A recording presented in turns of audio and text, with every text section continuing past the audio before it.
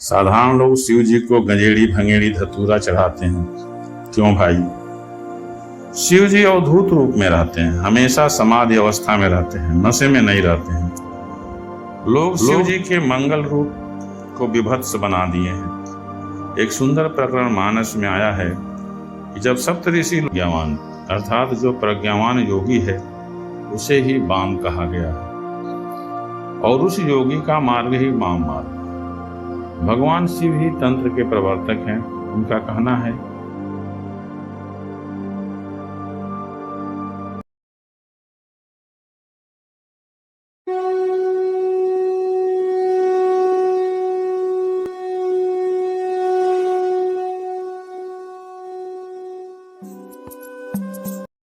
आज मैं वाम मार्ग पर कुछ प्रकाश डालना चाहता हूँ।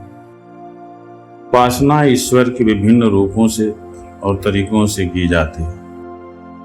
मुख्यतः दो रास्ते प्रमुख हैं, तांत्रिक धर्म और वैदिक धर्म। दोनों हरिहर के रूप में या हरिहर द्वारा प्रकट किया गया है।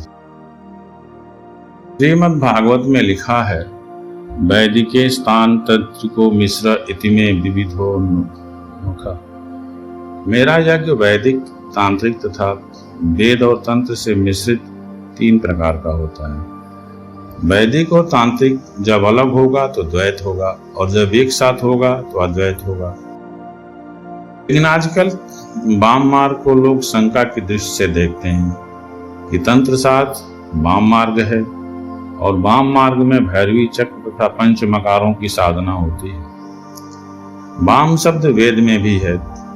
अस्य वामस्य सुक्तम तु जपेन्या यंत्र था वा जलेत ब्रह्म हत्या दिव्यम दग्ध्याम विष्णु लोकम स्वगच्छति। इस वामी सुव्रत से विष्णु लोक की प्राप्ति हो जाती।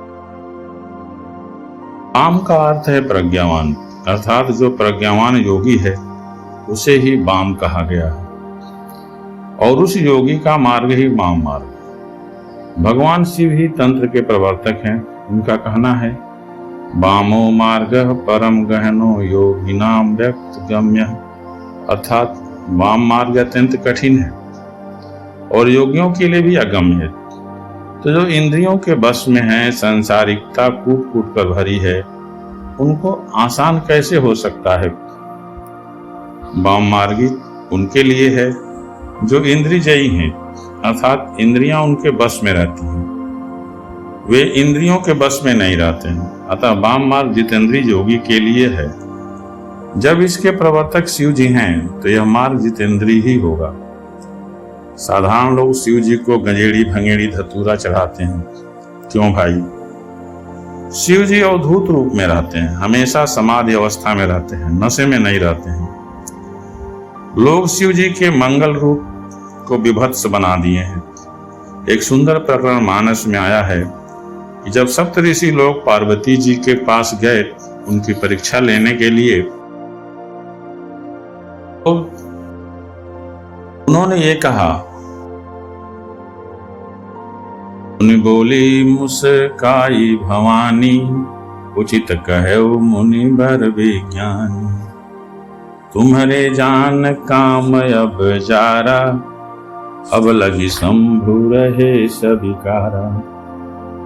वे लोग शिव जी की बुराइयां करना शुरू कर दिए और बोले, अब तो वे काम को ही जला के भस्म कर दिए हैं, अब तो उनसे विवाह करने का कोई औचित्य ही नहीं है। तब भवानी बोली मुस्कुरा करके, सत्य कह रहे हैं आप लोग, आपकी दृष्टि में शिव जी अभी तक कामी ही थे और अब जाकर के जो है वो योगी हुए हैं। हे मुनि, मैंने तो उन्हें योगी और समझकर प्रेम किया है, और योगी काम वासना से दूर रहते हैं। अग्नि का स्वभाव होता है कि जो संसर्ग में आता है जल जाता है। मेरे कहने का तात्पर्य है कि शिव जी एक योगेश्वर हैं, और एक योगेश्वर में संसारिक बुराई नहीं होती है। जो आश्रय गुण से ऊपर उठ जाता है वही योगी है। जो तीनों शूलों को पार कर जाता है वही त्रिशूलधारी होता है। 3 शूल सत्य, रज और तम तथा दैहिक, दैविक और भौतिक रोगों को बस में रखता है, वही मंगल रूप शिव है। अघोर का अर्थ है जो घोर न हो, जिसके अंदर विभत्सा नहीं होती, जो मंगल करने वाले हैं वही शिव हैं, तो उनका मार्ग आसुरी गुणों वाला कैसे हो सकता है?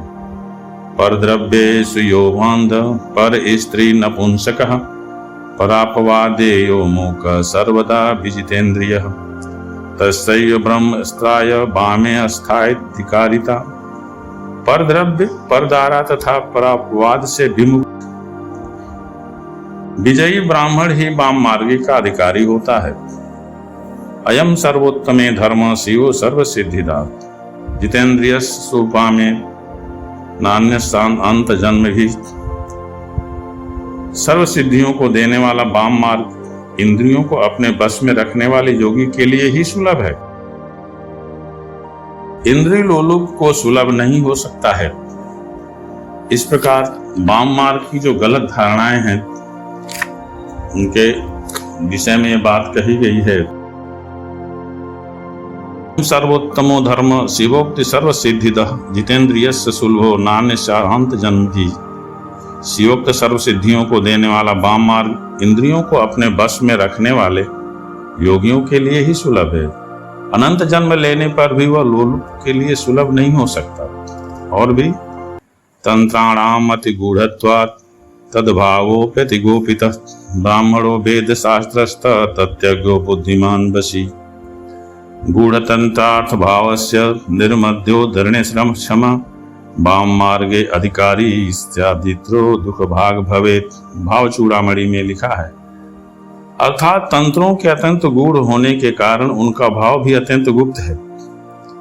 इसलिए वेद शास्त्रों के अर्थ को जानने वाला जो बुद्धिमान और जितेंद्रीय पुरुष गूढ़ तंत्र के भाव का मंथन करके उद्धार करने में समर्थ हो, वही वाम मार्ग का अधिकारी हो सकता है। उसके सिवा दूसरा दुख का ही भागी होगा।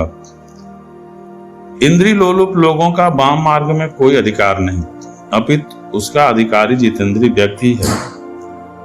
अब जरा भैरवी चक्र पर विचार करें। तंत्र में एक भैरवी चक्र का ही नहीं अनेकों चक्र का वर्णन आता है और इनका वर्णन उपनिषदों में भी आता है। जब देवताओं ने भगवान से कहा कि महाचक्रों के देवों का वर्णन हमें सुनाइए, तो भगवान ने कहा, यह महाचक्र नामक सब देवताओं और ऋषियों द्वारा आराधित सर्वरूप सर्वादि तथा मोक्ष का द्वार है।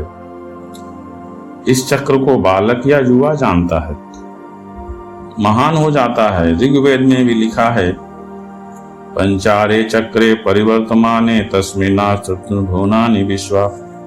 अर्थात ऐसे चक्र में जिसमें 5 कोण हैं, संपूर्ण भुवन ठहरे हुए हैं।